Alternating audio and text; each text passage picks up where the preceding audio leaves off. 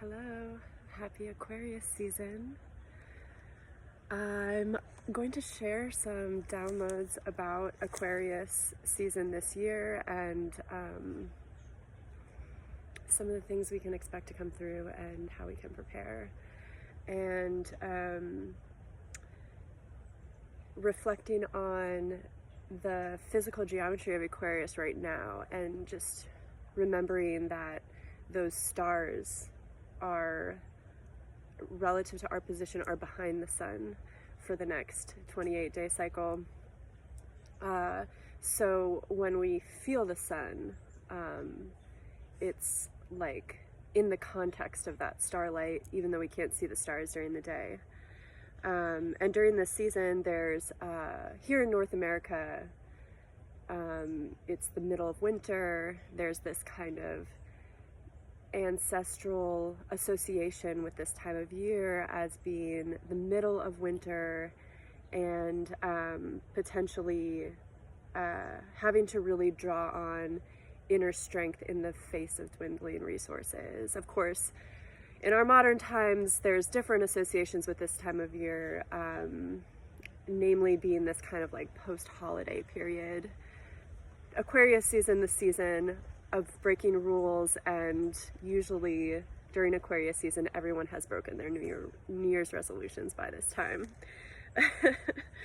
So there's definitely this like rule-breaking energy that is paradoxical with like how Aquarius is generally associated with the collective wisdom and doing things for the greater good. And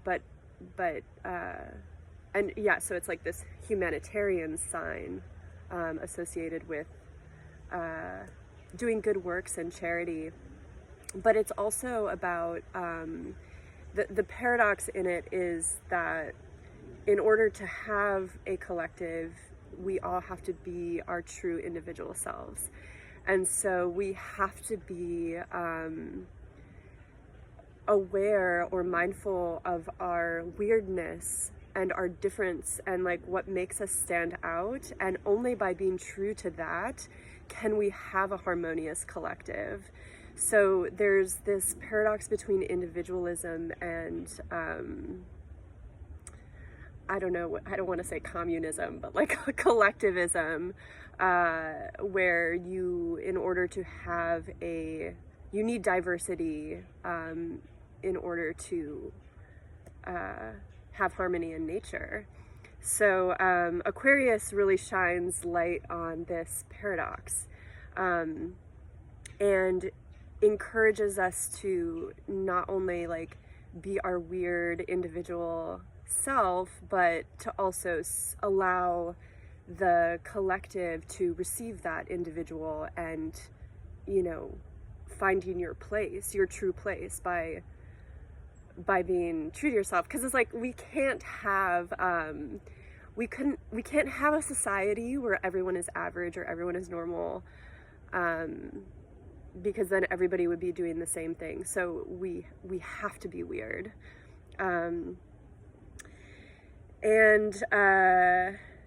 Yeah, so last night I was doing some chanting and I received some like tarot cards, if you will, but for me they're just these visions that came through as the sun is changing signs. And so the images come through as a sort of like, you know, teaser of like what to expect in the month.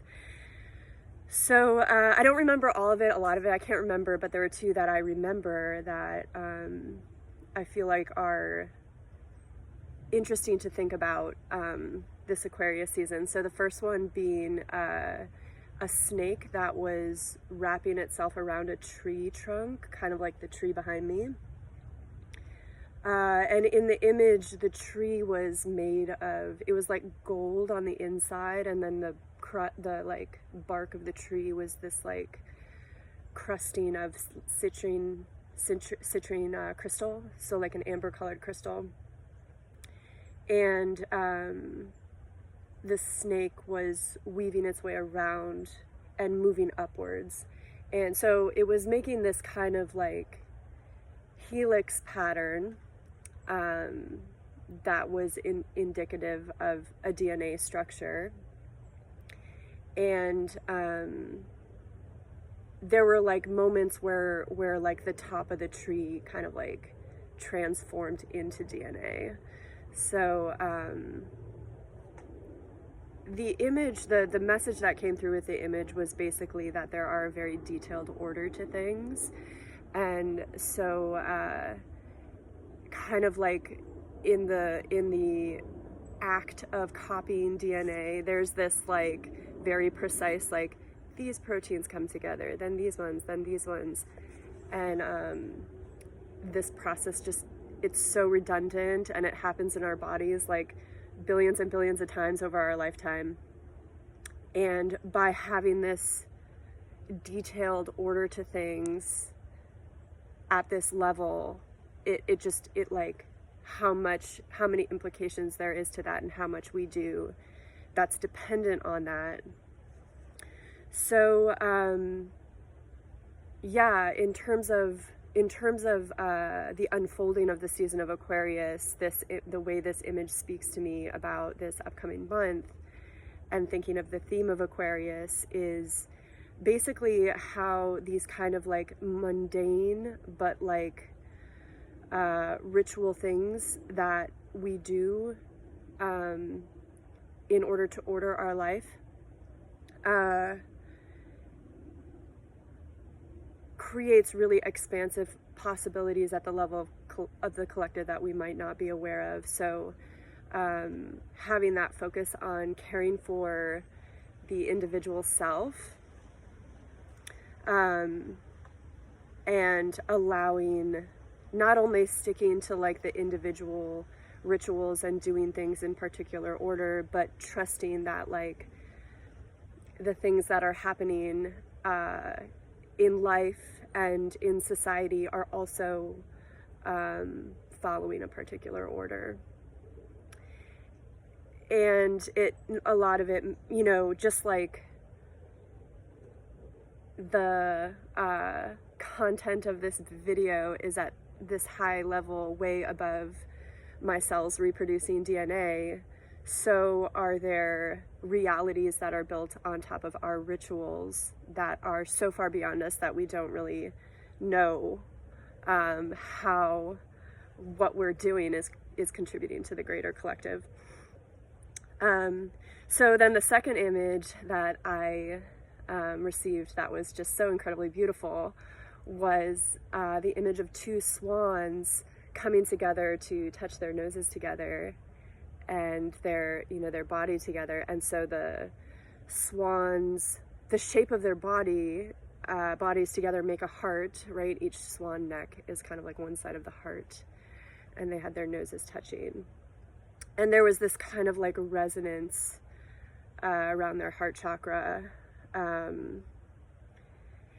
And so this totally made me think of the Lover's card in tarot. In some sense, it was like drawing the Lover's card as a theme for Aquarius, and or for Aquarius season, this Aquarius season.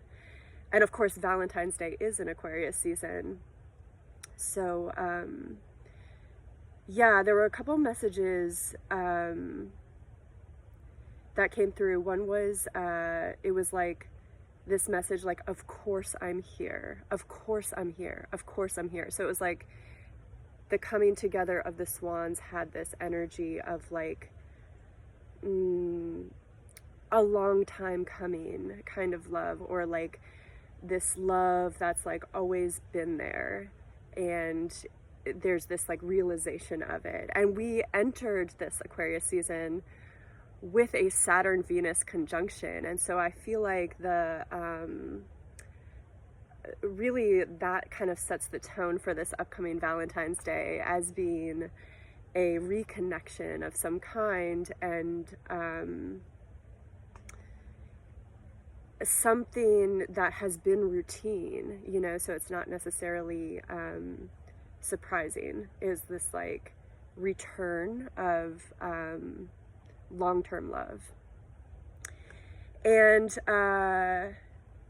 yeah, there was this really funny story that I recalled related to this image, and it was related to,